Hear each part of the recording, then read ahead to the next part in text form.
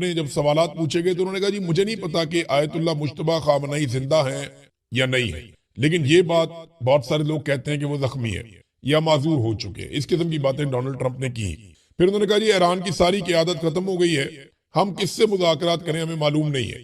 100 سے زیادہ بحری جہاز انہوں نے کہا جی ہم نے تباہ کر دیے، 7,000 اہداف کو ہم نشانہ بنا چکے ہیں، اور یہ ڈونلڈ ٹرمپ نے پہلی مرتبہ اعتراف کیا کہ جو اہداف نشانہ بنائے وہ ملٹری اور کمرشل تھے، یعنی کمرشل اہداف کو بھی نشانہ بنایا گیا۔ یہ ڈونلڈ ٹرمپ نے خود اعتراف کیا ہے کہ ہم نے کاروباری مراکز کو اور کمرشل تنصیبات کو نشانہ بنایا ہے۔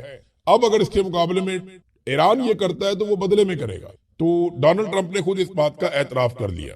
ناظرین ایک اور بڑی امپورٹنٹ چیز ہے، لیکن ڈونلڈ ٹرمپ کے سٹیٹمنٹ کے بعد میں آپ کو بتاتا ہوں۔ ڈونلڈ ٹرمپ نے کہا جی کہ پیر کے دن ہم نے 3 ایسے اہداف کو نشانہ بنایا جہاں ڈرون اور میزائل بنائے جاتے ہیں۔ اس جنگ میں اب کچھ بھی باقی نہیں بچا، یعنی اب جنگ سے نکلنا چاہتے ہیں ڈونلڈ ٹرمپ۔ سمندر میں جو بارودی سرنگیں ہیں اس کے بارے میں انہوں نے کہا جی ہمیں معلوم نہیں ہے، لیکن یہ کام کرنے والے 30 جہاز ہم نے ڈبو دیے ہیں پانی کے اندر۔ پھر انہوں نے یورپ کو ڈرایا ڈونلڈ ٹرمپ نے کہ پیوٹن صرف امریکہ سے ڈرتا ہے اور نیٹو صرف امریکہ ہے، یورپ سے پیوٹن بالکل نہیں ڈرتا۔ یہ بات ڈونلڈ ٹرمپ نے کی ہے۔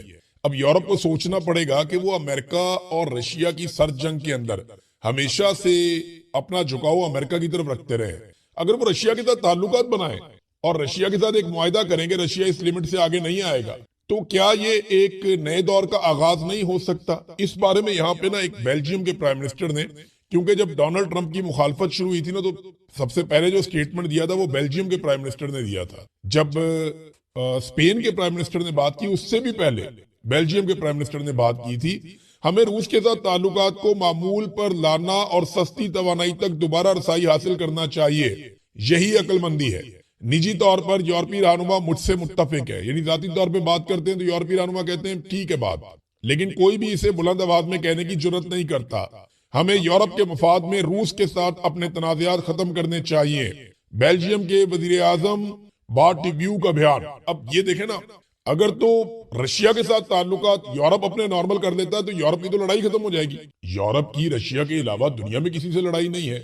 یورپ تو پھر امریکہ سے بھی دھندا کر سکتا ہے، چین کے ساتھ بھی اور رشیا کے ساتھ بھی اور ایشیا کے ساتھ بھی اور افریقہ کے ساتھ بھی۔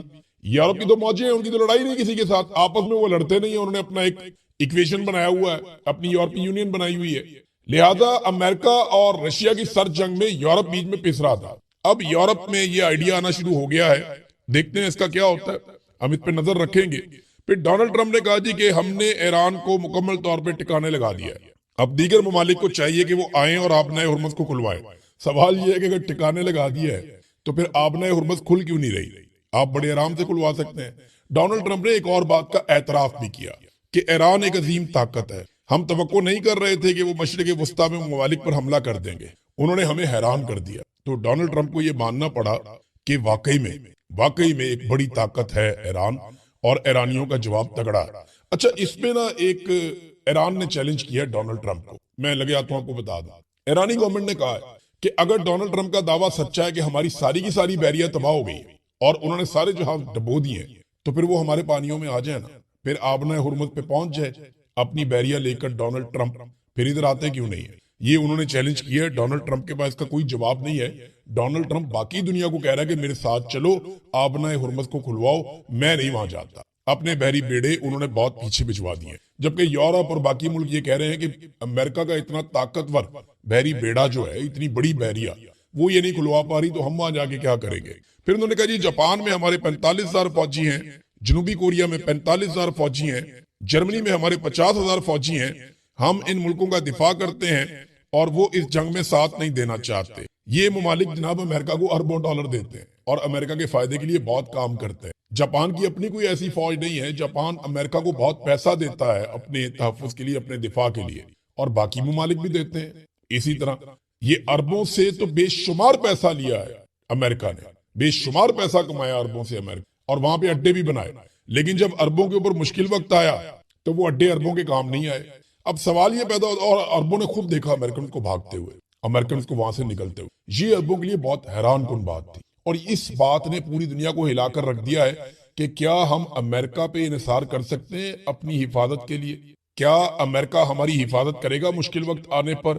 یہ سوال آج پوری دنیا کے دماغ میں ہے، اور شاید اسی لیے ممالک اب اپنے اپنے دفاع کے بارے میں الگ طریقے سے سوچ رہے ہیں. دنیا جو ہے وہ کروٹ لے رہی ہے, یہ تبدیلی آئے گی. آپ دیکھیے گا 8-10 سال کے اندر بہت ساری چیزیں بدل جائیں گی.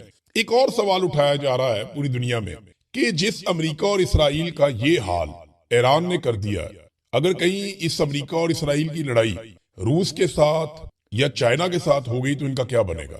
یہ سوچ کے ہی جو ہے وہ امریکنز کو خوف آنا چاہیے کہ جب ایران کے سامنے اتنی بری طرح ایکسپوز ہو گئے ان ہتھیاروں کے ساتھ اور اس وار سٹریٹجی کے ساتھ اور ایسی لیڈرشپ کے ساتھ, تو پھر رشیا یا چائنا کے ساتھ براہ راست پنگا ہو گیا تو پھر بنے گا کیا. اب اسرائیل کی حالت یہ ہو چکی ہے کہ ان کے انٹرسیپٹرز تقریباً بڑھ چکے ہیں, فارغ ہی ہو گئے. اب اسرائیل کے اندر کوئی ایسا نظام موجود نہیں ہے جو ایرانی میزائل آئیں اور ان کو روکے. شروع میں جو ویڈیوز ہم دیکھتے تھے ان میں سے 90% میزائلوں کو اسرائیلی ہوا میں تباہ کر دیتے تھے, پھر یہ شرح کم کرتے کرتے 70%, 40% تک آ گئی. اب ہم یہ دیکھ رہے ہیں کہ اگر 10 میزائل آتے ہیں تو ان میں سے 1 یا 2 کو اسرائیل روک پاتا ہے, باقی جا کر اسرائیلی عمارتوں کے ساتھ ٹکراتے ہیں. یہ بڑی خوفناک سچویشن ہے اسرائیل کے اندر, اور اسی وجہ سے آپ کو نیتن یاہو کہیں پہ دکھائی بھی نہیں دے رہا. ایک ناظرین مسلمانوں کے نام خط لکھا ہے, اور نہ صرف مسلمانوں کے نام بلکہ اسلامی ممالک کے نام ایک خط لکھا ہے علی لارنجانی نے. یہ ایران کی جانب سے انہوں نے 6 نکات لکھے ہیں سارے مسلمان ممالک کو. میں ایز اٹ از آپ کو پڑھ کے سناتا ہوں اور آپ خود ہی فیصلہ کر سکتے ہیں. انہوں نے نمبر 1 پوائنٹ لکھا کہ ایران پر امریکہ اور صہیونی سازش کے تحت دھوکے سے حملہ کیا گیا, وہ بھی مذاکرات کے دوران, جس کا مقصد ایران کو توڑنا تھا. اس جارحیت میں اسلامی انقلاب کے ایک عظیم رہنما سمیت بہت سے شہری اور فوجی کمانڈر شہید ہوئے, مگر حملہ آوروں کو ایرانی عوام کی شدید قومی اور اسلامی مزاحمت کا سامنا کرنا پڑا. نمبر 2, آپ جانتے ہیں کہ سوائے چند ممالک کے محدود سیاسی موقف کے کوئی اسلامی ریاست ایرانی عوام کے ساتھ نہ کھڑی ہوئی, پھر بھی ایرانی عوام نے اپنے مضبوط ارادے سے حملہ کرنے والوں کو دبا دیا ہے. اب وہ اس گھیرے سے نکلنے کے راستے بھی نہیں ڈھونڈ پا رہے. شکوہ کیا کہ ہمارے ساتھ کھڑا نہیں ہوا, چند لوگ کھڑے ہوئے اور وہ بھی زبانی کلامی سیاسی انداز میں کھڑے. نمبر 3, ایران بڑے شیطان یعنی امریکہ اور چھوٹے شیطان یعنی اسرائیل کے خلاف مزاحمت کا راستہ جاری رکھے ہوئے ہے. مگر کیا بعض اسلامی حکومتوں کا رویہ نبی اکرم صلی اللہ علیہ وآلہ وسلم کے اس فرمان سے متصادم نہیں ہے کہ جو شخص اے مسلمانوں کی آواز سنے اور جواب نہ دے وہ مسلمان نہیں ہے. یہ کون سا اسلام ہے؟ چوتھا نقطہ جو انہوں نے پوچھا وہ یہ کہ کچھ ممالک تو آگے بڑھ کر ایران کو دشمن قرار دے رہے ہیں صرف اس لیے کہ ایران نے اپنے علاقے میں موجود امریکی اڈوں اور امریکی اور اسرائیلی مفادات کو نشانہ بنایا. کیا ایران چپ چاپ بیٹھ جائے جب آپ کے ممالک میں امریکی اڈے ایران پر حملوں کے لیے استعمال ہو رہے ہوں؟ یہ محض بہانہ ہے. آج مقابلہ امریکہ اور اسرائیل کے ایک جانب اور ایران اور مزاحمتی قوتوں کے دوسری جانب ہے. آپ کس طرف کھڑے ہیں؟ یہ سوال انہوں نے پوچھا. سادی سی بات ہے, وہ کہتے ہیں جی اڈے جب بنائے اپنے ملکوں کے اندر اور وہاں سے ایران پہ اٹیک ہوگا تو ایران واپس اڈوں پہ اٹیک کرے گا. یہ ان ملکوں پہ اٹیک نہیں ہے. مقابلہ اسرائیل اور امریکہ میں اور دوسری جانب ایران کے اندر ہے. آپ کس کے ساتھ کھڑے؟ سوال یہ پیدا ہوتا ہے. پھر 5واں نقطہ جو انہوں نے بیان کیا اپنے لیٹر میں, اسلامی دنیا کے مستقبل پر غور کریں. آپ جانتے ہیں کہ امریکہ آپ کا وفادار نہیں ہے اور اسرائیل آپ کا دشمن ہے. ایک لمحے ٹھہریں, آپ اپنے پر اور خطے کے مستقبل پر غور کریں. ایران آپ کے ساتھ مخلص ہے, وہ آپ پر غلبہ نہیں چاہتا. یعنی ایران یہاں قبضہ نہیں کرنا چاہتا, ایران یہاں پہ کوئی ایکسٹینشن نہیں کرنا چاہ رہا, کوئی ایکسپینشن کا پلان نہیں ہے, وہ اسرائیل کا ہے. تو یہ ایران نے یہاں پہ کلیئر کیا کہ امریکہ آپ کا وفادار نہیں ہے, ایران غلبہ نہیں چاہتا, ایران آپ کا دوست ہے. نمبر 6, اگر امت مسلمہ مکمل طاقت کے ساتھ متحد ہو جائے تو یہ اتحاد تمام اسلامی ممالک کے لیے سلامتی, ترقی اور آزادی کی ضمانت بن سکتا ہے. ویسے ایران نے جتنی بہادری کے ساتھ یہ لڑائی لڑی ہے نا, اگر ایک ملک یہ کر سکتا ہے تو سوچیں اگر مسلمان ممالک سارے اکٹھے ہو جائیں. ہمارے پاس کتنا پیسہ, کتنا کچھ ہے مسلمان ملکوں کے پاس. یہ پہلے بھی بہت دفعہ آئیڈیا آیا مارکیٹ میں. تو انسانیت کے نام پہ اکٹھے ہو جائیں, خالی مسلمان ملک نہیں باقی ممالک بھی اکٹھے ہو جائیں ساتھ میں. جو ریجن ہے وہ سارا اکٹھا ہو جائے, جیسے یورپی یونین ہے وہ سب اکٹھے رہتے ہیں. اگر یہ ریجن بھی اکٹھا ہو جائے اور آپس میں معاہدہ کر لیں کہ ہم آپس میں کبھی نہیں لڑیں گے, ہم ترقی کریں گے, تعمیر کریں گے, غریبوں کو فائدہ دیں گے, اپنے لوگوں کو اپ لفٹ کریں گے.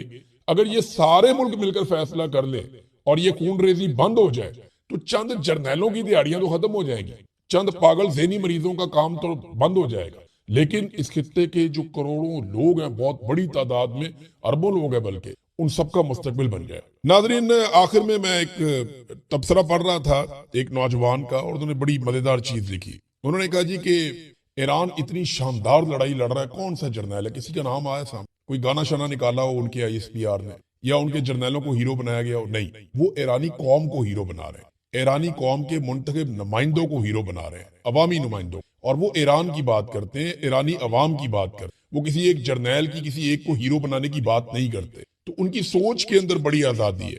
وہاں پہ دیکھیں نا، دو ہی لوگ سامنے آ رہے ہیں، دونوں فوجی نہیں ہیں، عباس عراقچی اور علی رنجانی، یہ دونوں لوگ سامنے آ رہے ہیں۔ تو یہ چیز بھی ہمیں سیکھنی پڑے گی ایران سے کہ بڑی سے بڑی لڑائی بھی آپ لڑیں تو قوم کو کھڑے ہونا ہوتا ہے۔ ایک بات تو واضح ہو گئی کہ اسٹیبلشمنٹ کے کراس کی اب اہمیت نہیں رہی۔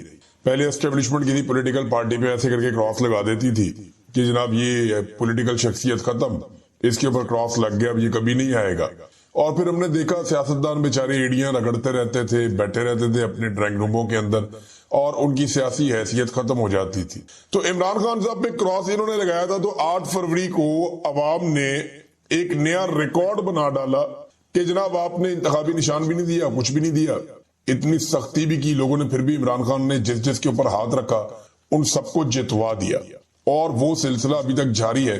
قیدی نمبر 804 جیل میں بیٹھ کر کہتا ہے کہ یہ وزیر اعلیٰ ہے، اور DG ISPR پشاور جا کے اعلان کرتے ہیں کہ جناب ایسا قبول نہیں ہے، اور پھر قیدی نمبر 804 جیل سے بیٹھ کر جیت جاتا ہے۔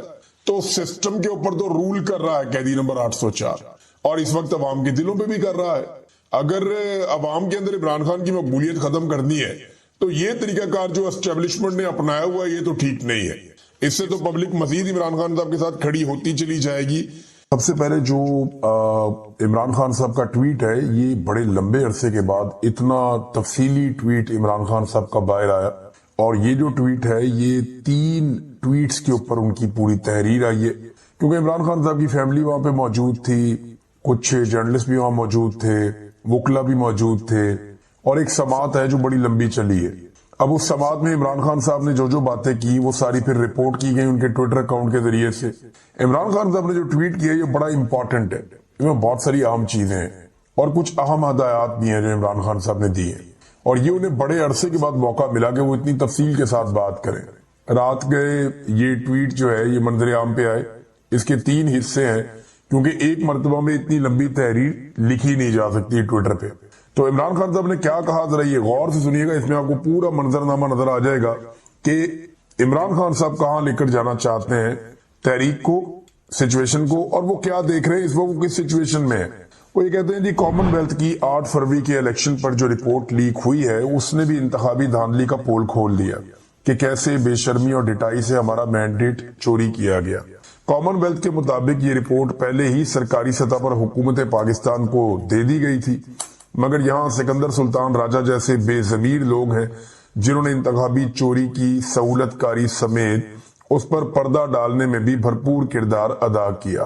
پاکستان میں ووٹ چوری کا قانون سخت ہے اور ایسا کرنے پر آرٹیکل 6 کا نفاذ ہوتا ہے۔ یاد رکھیں غداری کا مقدمہ ہے یہ، اور غداری کی سزا پاکستان کے اندر پھر وہ آپ جانتے ہیں، یہ ہائی ٹریزن کیس ہے، بڑا کیس ہے، آرٹیکل 6۔ لیکن ملک میں اس وقت عاصم لا کے سوا سب قانون ختم ہو چکے ہیں۔ یہاں پر لیاقت چٹھا جیسے لوگ قابل تحسین ہیں جنہوں نے اپنے عہدے پر ضمیر کی آواز کو ترجیح دی۔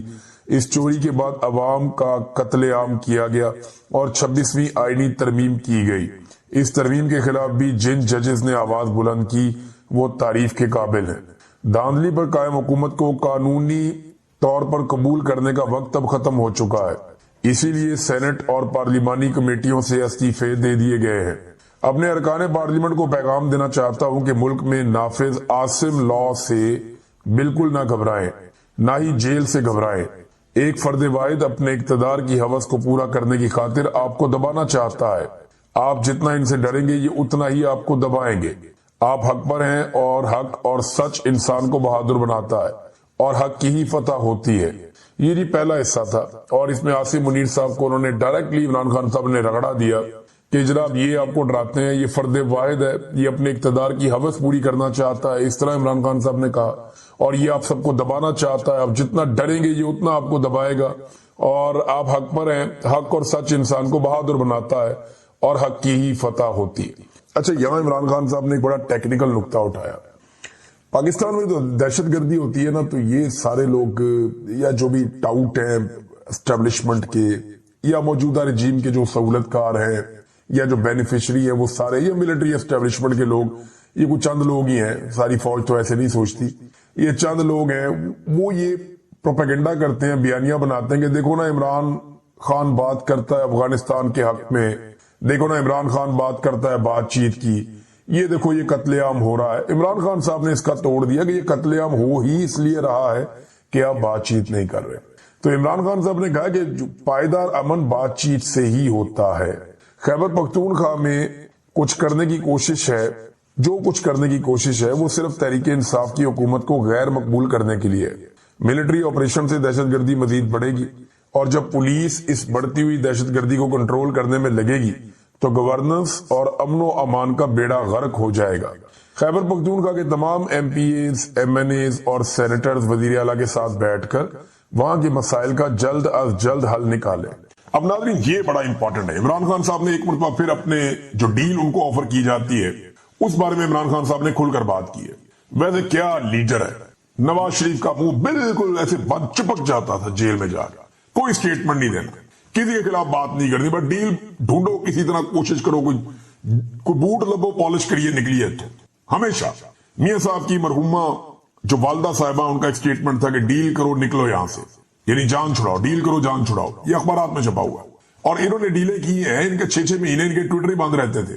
ان کی ڈیل کے لیے 6 مہینے ان کے ٹویٹر خود ہی بند ہو جاتے تھے. عمران خان صاحب جیل میں ہیں, کچھ بھی نہیں کر سکتے, ان کا ٹویٹر پھر بھی کام کر رہا ہے. اندازہ کریں آپ, پوری ریاست لگی ہوئی ہے, عدالتوں میں کیس چلائے ہوئے ہیں کہ اس کا ٹویٹر کسی طرح بند کر دیں. نہیں, کیا نارا آدمی ہے. ویسے عمران خان نے کہا جی مجھے بار بار ڈیل آفر ہوئی اور کہا گیا کہ ملک چھوڑ کر چلا جاؤں یا خاموش ہو جاؤں تو میرے کیسز ختم کر دیے جائیں گے, لیکن پہلے دن سے میرا موقف ہے کہ میں ان مقدمات کا سامنا عدالتوں سے کر کے ہی باہر آؤں گا, کسی ڈیل کے نتیجے میں ہرگز نہیں. اسی لیے مجھ پر بے بنیاد 300 مقدمات بنائے گئے ہیں. کوئی بھی اور شخص ہوتا تو ان مقدمات کا سامنا نہیں کر پاتا, لیکن میں جانتا ہوں کہ میں بے گناہ اور حق پر ہوں. یہ بات بالکل ٹھیک ہے عمران خان صاحب کی. عمران خان صاحب بالکل کہہ رہے ہیں کوئی اور ہوتا تو برداشت ہی نہ کر پاتا. سیریس کہہ رہے ہیں, صحیح کہہ رہے ہیں. عمران خان واقعی بہت مضبوط آدمی, کیونکہ میں اس میں تو گزرا ہوں, میں جانتا ہوں یہ ہیومنلی پاسبل ہی نہیں ہے. یہ بہت مضبوط آدمی ہے جس کو عمران خان آپ لوگ جانتے ہیں. عمران خان نے کہا کہ میں جانتا ہوں کہ میں بے گناہ اور حق پر ہوں. اب توشہ خانہ کا جھوٹا کیس بھی مکمل طور پر زمین بوس ہو چکا ہے. پروسیکیوشن کی جانب سے پیش کیے گئے گواہان بریگیڈیئر احمد اور کرنل ریحان نے اقرار کیا کہ توشہ خانہ کے تحفے میرے گھر نہیں گئے بلکہ توشہ خانہ میں جمع کروائے گئے اور ان کے کاغذات مکمل ہیں. اب اس مقدمے میں بریت ہو جانی چاہیے. خصوصی طور پر بشرا بیگم کی ضمانت تو ہو جانی چاہیے کیونکہ وہ خاتون ہیں اور اس کیس میں ان پر ایڈنگ اینڈ ابیٹنگ کا ہی جھوٹا الزام ہے. مجھے معلوم ہے کہ 26ویں ترمیم والی عدالت اوپر سے لکھے لکھائے فیصلے ہی سناتی ہے.